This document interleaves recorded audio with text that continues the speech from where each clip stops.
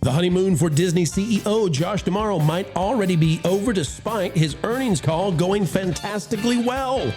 So, why would Hollywood suddenly be angry with him, with the new mousy king of the house of Disney? Well, it turns out more layoffs may be on the way. In fact, a lot of layoffs could be on the way. And we think, the secret reason why.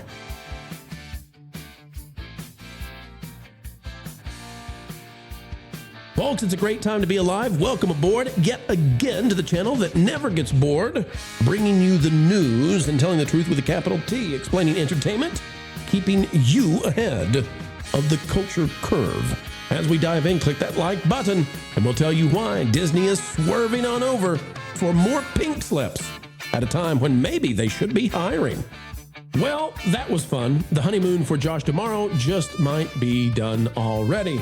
Deadline raining on the parade of Disney. And what parade are we talking about? Well, folks, take a look at this. The Walt Disney Company on the first earnings call from Josh D'Amaro jumped up 7.54% as of the closing bell. It's 108.06 for Disney. We don't want to be negativo here, but it used to be near 200 when it was under Bob Chapek. So Josh D'Amaro needs a bunch more of these kinds of days, but hip hip hooray, he had a good day. There's no doubt about it. You look at that line, way to go, and very different than Bob Iger. So we're not here to be negative whatsoever, but I will say that in Hollywood, suddenly they're not so satisfied with Josh. Here's why. Deadline, Dade Hayes says Disney's recent layoffs may not be one-offs, as company touts, quote unquote, a culture of efficiency. Asked whether Disney layoffs last month of about 1,000 workers could be followed by more cutbacks, executives said Wednesday the company is exploring all options as it builds a culture of efficiency. Newly minted CEO Josh D'Amaro and CFO Hughes Johnston fielded questions about cost savings, staffing, and artificial intelligence during the company's quarterly earnings call with Wall Street analysts. D'Amaro largely focused on uses of AI while trying his hardest not to say AI to improve the creative process and the guest experience at theme parks, leaving Johnston to provide the primary outlook on the workforce. One analyst noted the April cuts per a question read aloud by a call moderator and investor relations chief, Ben Swinburne, and wondered, how big is the opportunity as you take a fresh look at operations? Where is the most room for improvement? Johnston replied, these are always difficult exercises for the organization, but let me assure you, this management team is acutely focused on this. He said the company is looking to shift expenses toward content and technology, which are areas that we expect to drive growth. Last month's staff reductions reflect a deliberate shift towards a more agile, technologically enabled, and resilient workforce. Declining to offer any projections of the numbers of workers or business areas that could be affected in the future, Johnston described the efficiency drive as an ongoing exercise and a muscle we're building. Disney, he continued, is looking to build a culture of efficiency, and we want to fund growth opportunities from within the existing expense base. Across the company, we're aligning structures, capabilities, and talent to what the business needs next. We're simplifying where we can while investing where it matters most, and we're using technology to fundamentally change how work gets done. That, ladies and gentlemen, is AI. We have been and will continue to look for these types of opportunities to redeploy capital, both financial and human, to areas we see driving the highest returns for shareholders. It goes on to talk about the AI changes that are happening at Disney with generative AI and all kinds of things going on. Wiz, I want to go to you first. AI is quite controversial, but only in certain sectors. For example, in biohealth and medicines, they are all aboard in coding. Basically, AI is now doing 80, 90% of all the coding in the world.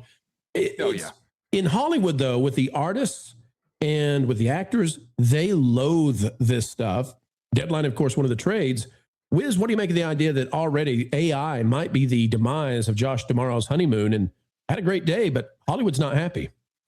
Oh, I don't think it's going to be his downfall at all, because eventually, see, it's still in the growing phase now. We're still very early on. It may feel like it's been here for a long time.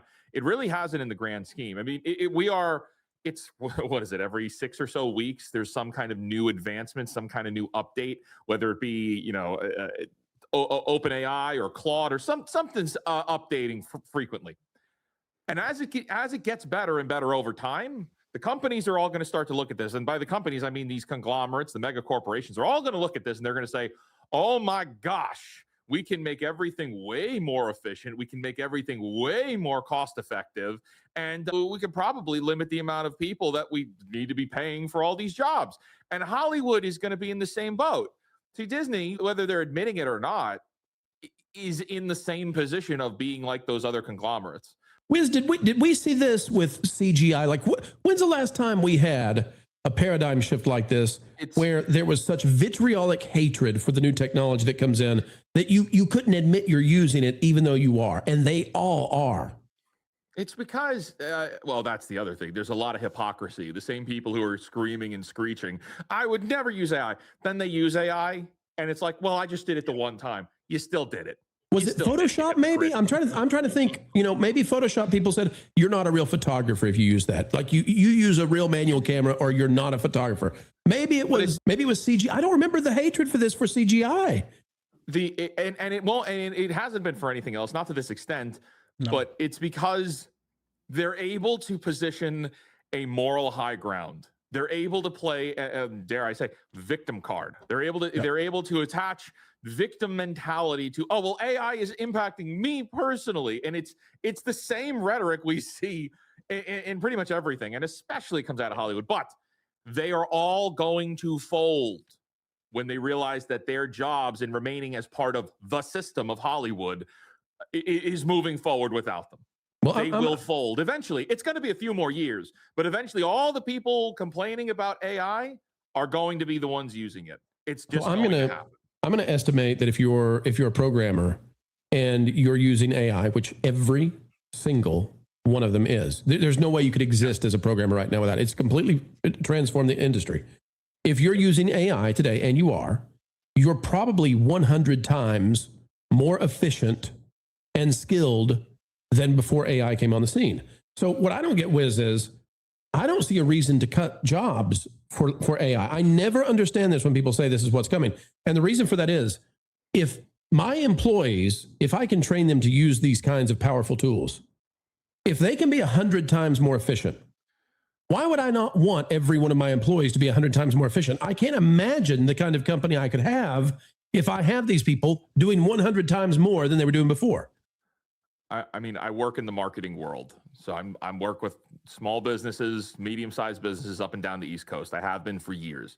And when we see what AI has the capability to do, something that a concept, an idea, a project, a software, a program that might have taken months of just think-tanking, of just trying to think out these ideas, you are now replicating drafts of, you are now creating, phase ones of in days, less, hours.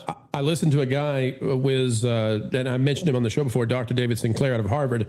He was talking on a podcast about his lab at Harvard is running tests with AI that would have taken, I think he said 10 years and millions of dollars on the epigenome. And he said, we're doing it for $10,000 in 2 weeks with AI.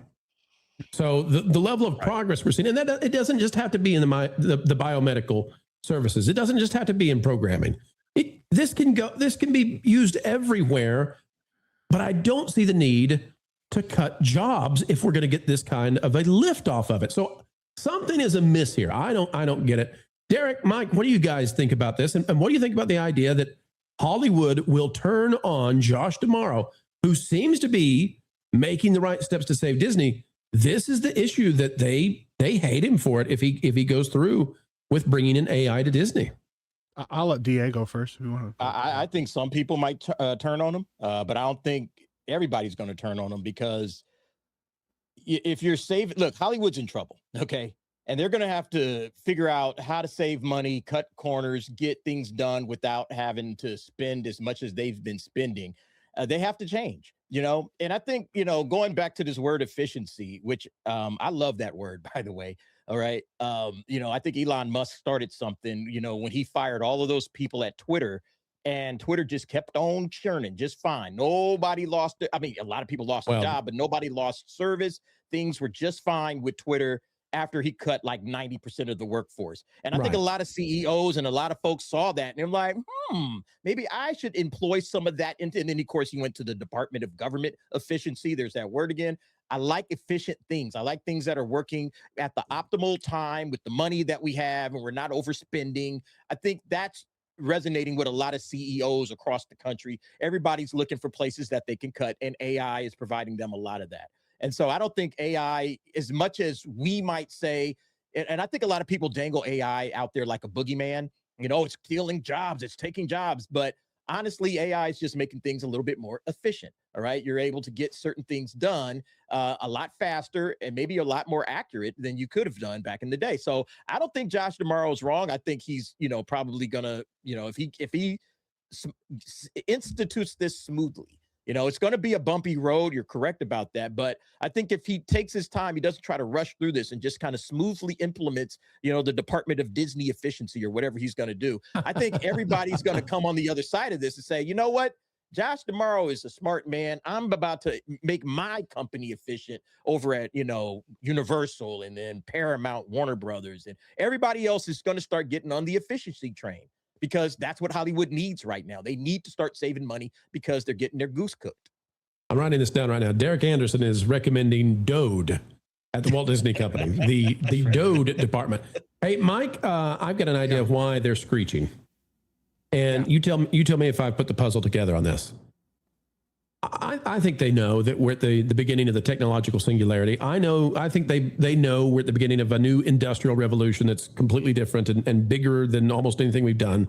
I think they know that. I think they know it's inevitable.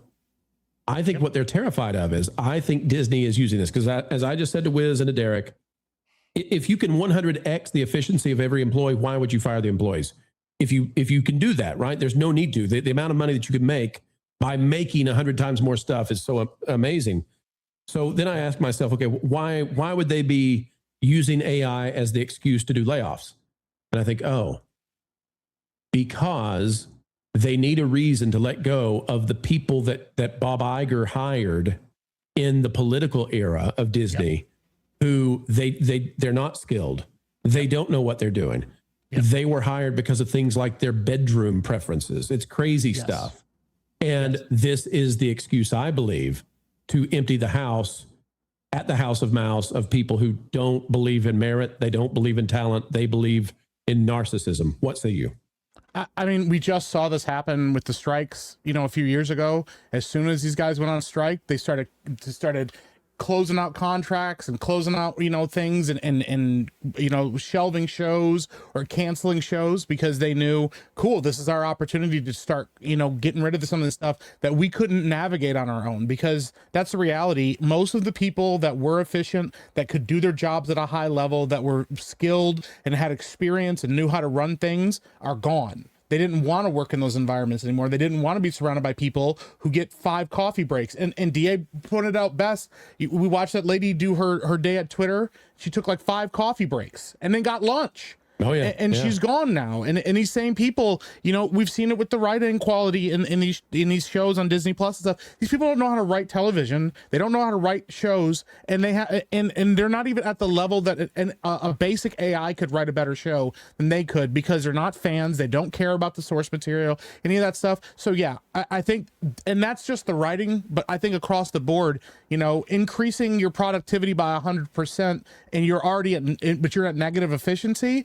Like, okay, cool. Now you can do what a basic employee can do. There's nobody there that's really like changing the game or working at a high level. It's all like very lazy people who just got jobs and go, you can't fire me because I'll just, play the victim card and get you sued. And then I'll take my check and walk to another company that'll hire me on the spot because I checked the right boxes. And so now these people realize the jig is up and they're going to lose their jobs to an AI program that is going to, yes, have problems in the beginning, but like you said too, if you can hire a guy who is very good at his job, and then you can expedite all the things that make him slower at his job, now you have a very, very, very efficient employee who can do a lot for you and produce a lot for you very quickly. I think, being able to consolidate script writing and being able to consolidate a brainstorming and all of that stuff, and being able to go, this is the most efficient way to do this, and I can hand it to a program that can handle all of it and keep track of all of it, and I don't have to ask for a person to do it and insert their own thoughts and feelings and what about this and what about all of that stuff, is going to make things so much faster, and we'll likely see a resurgence of long form television shows coming out and being done quickly and being done well again. I think that's what they're hoping to do, because they have to do something. You know, we already see that the writing's on the wall right now. They're desperate. And so a technology that's going to expedite all of that for them, it's a no-brainer. You know? Elon Musk says we're going to 10x the economy in the next 10 years. I don't know if he's right. Exactly. I don't know if he's wrong. But if you believe him, if you believe that AI is going to allow us to do that sort of thing, why fire anybody? Who cares anymore? If the economy is going to 10x, like, you want to work or you not want to work? We don't care anymore. But if you want to be here, we're just a jolly bunch of mousers, and you can just hang out if you want to. We'll pay you. We don't care. We got more money than we can know what to do with. There's and a I lot think of people saying, go ahead, right. Mike. But yeah, that's the point, bro. It's an efficient use of your resources. Like, why are we paying people that don't really bring value to the company? You know, if it's not an efficient use of money, all right, that's, again, you got to maximize shareholder value, right? That's the whole point of, your company. Just, make sure that the shareholders, so if we can let go a certain amount of people that aren't bringing any value to the company anyway, and it might be cold-blooded and cutthroat, but that's going to make us more efficient and a better company overall. You just got to do it, and I know a lot of folks are going to lose jobs, and it's going to be sad. But, guess what? We know some of those people personally, Derek. We know people personally that we hate that they lost their job. They shouldn't have lost their job. Sometimes it is indiscriminate. So I do want to put that out there and say it won't be everybody who's woke, or anti-meritocracy or down with the patriarchy. It might be somebody that's actually good at their job. Yeah. But I think at the end of the day too, that always happens when new technology comes out. There's always a massive push to push it as hard as you can, as quick as you can, and then you figure out the limitations, and then you have to hire people back to then make up for those limitations, because they do. A lot of AI require supervision. They do require, checks and quality checks that a lot of people don't do because they assume it can just do all of it without any oversight. We just saw YouTube is dealing with that problem because their AI went out of control. But the other side of it is, this is in like Darwinian terms, this is where you get a chance to see people that like aren't driven just by like survival instincts. It's not just about cool. If all my bills are paid because AI does most of the work for me, what am I going to do with that extra time? And that's where you see people that do have bigger ideas and bigger concepts and bigger aspirations have the free time to be able to work on those things again. And you'll see another boom of technology or another boom in art or whatever it is that people are expressing themselves through, because they don't have to worry about the day-to-day tasks. And that's where the best of humanity shows itself efficient. And you also get to see the worst, because the worst will complain that they're not doing anything. They don't have anything to do, or, you get to see the laziness of humanity put on display as well. But like these, what we just did with the Artemis program. Can you imagine how quickly we can evolve that program with an AI that can go, I can consolidate all of this data down in a matter of weeks instead of years or decades. That's right. And send the Optimus to the moon. Lauren, Wiz, you guys, I know you were trying to get in. Anything remaining to say in the conversation? All of the upcoming first-time millionaires will have used AI to do it. Yep. That's just the way it is. Yep. And we're headed for $1 trillion companies. Yep. I don't care about that. I care more. Sure, that's important, but I care more about the people that are, just average Joes that have an idea, pursue it, and use the tools around them, and then make a hit with it. They make success for themselves with it. That's all I care about. And the window is open. It will not be open for long. No, that's what an important point. This is going to be a short-term thing before the world is transformed.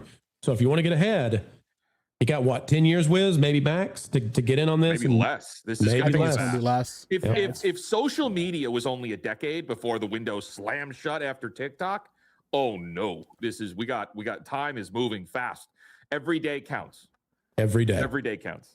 And put another one in the can, folks. A video of excellence has been birthed into existence, and you were there to witness it. Thank you for participating. We hope you had a good time.